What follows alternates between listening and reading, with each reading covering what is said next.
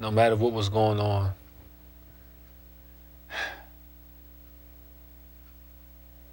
I always stayed focused on God's voice. Even though there were things going on around in the house, Miss Jeanette will always remind me, no matter what, no matter where I came from, just to focus on God's voice, and that He will keep me. They were very tough times, very tough times. I will always look out the window. On the rainy days, God would speak to me so clearly, even on the sunny days. But that was where my comfort was at. Just to get me away from all the madness. Sometimes I would question God, like, why me? But He always reassured me with His voice.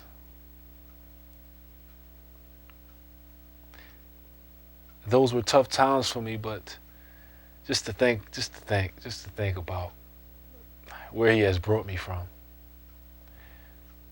And even when I was about 10 or 11 years old,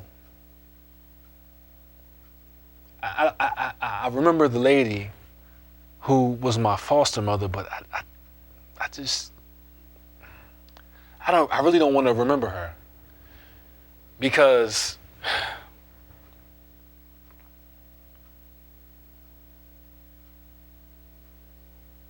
she wasn't setting an example for me.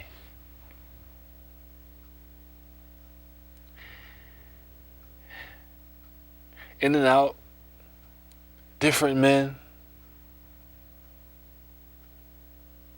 That wasn't the life I was trying to follow.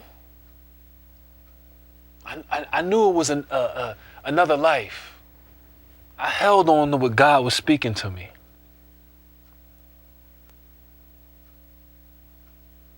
She didn't really teach me anything.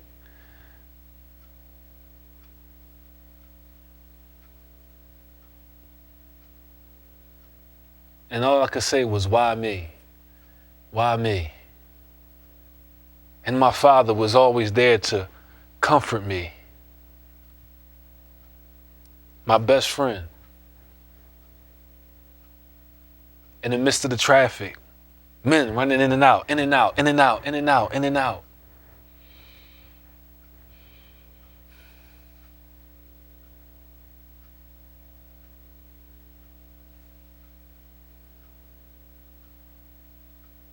But that composition book always came in handy. When I heard my father speak, I would write. And it would just take me to a place where no matter what's going on, I have a father who loves me, even though my natural father wasn't there for me. Never met him. Where is he?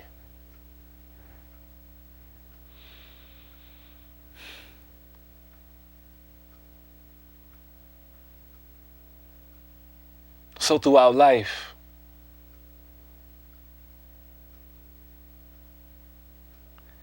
I always looked around and looked out the window and seen kids playing, and here I am, little old me, in a foster home, hurt, broken, upset, bottled up, anger. But one thing I always knew was that God was with me.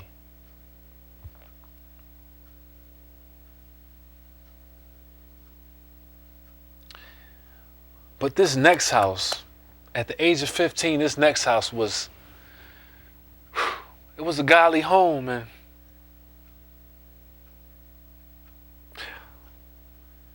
I thank God for Miss Jeanette, because she always inspired me, helped me. Christian music playing for me. It was awesome.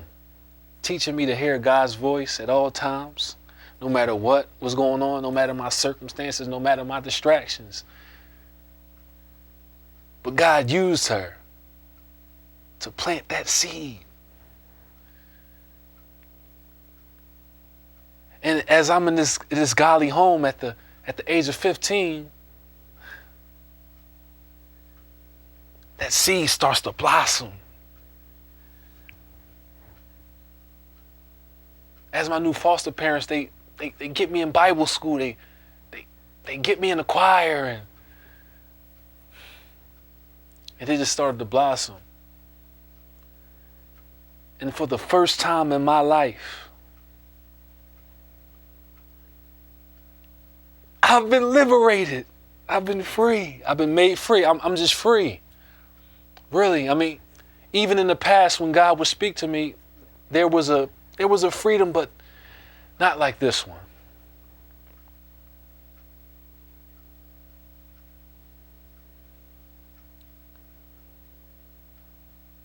Knowing my Father, knowing my natural father is nothing compared to knowing my Father in heaven. And every time I open this composition book up,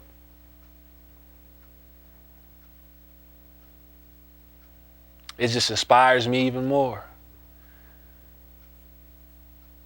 to move forward, to hear his voice.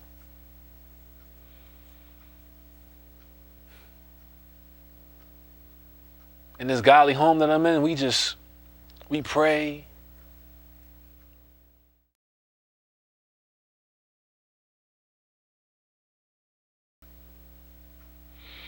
Now that I'm a grown man, 27 years old, blessed, highly favored, now I'm in a position to help those who are less fortunate, those who are handicapped, those who are ill, those who are in need, those who need prayer. I get to blossom even more in this position to apply what was taught to me when I was a young age. As I heard my father speaking, as Miss Jeanette was sow seed, water. And now I'm blossoming. It's just, I can't explain the feeling of working at this hospital as a custodian and leading people to the Lord. But one thing I realize is that just loving people. If anybody needs help, give them a hand. Anybody needs prayer, I pray with them. I agree with them. Because I know where God has brought me from.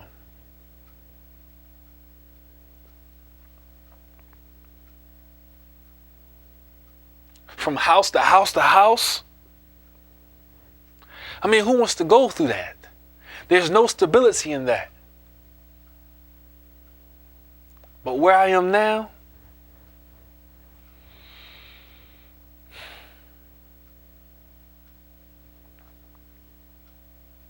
it's just a blessing for me to be a blessing.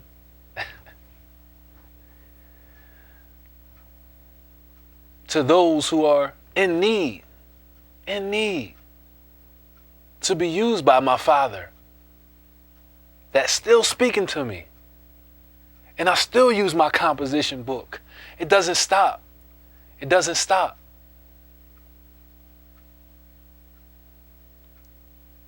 And all I ever want to hear is that voice, that small, still voice. Come on then, my good and faithful servant. Well done. Well done.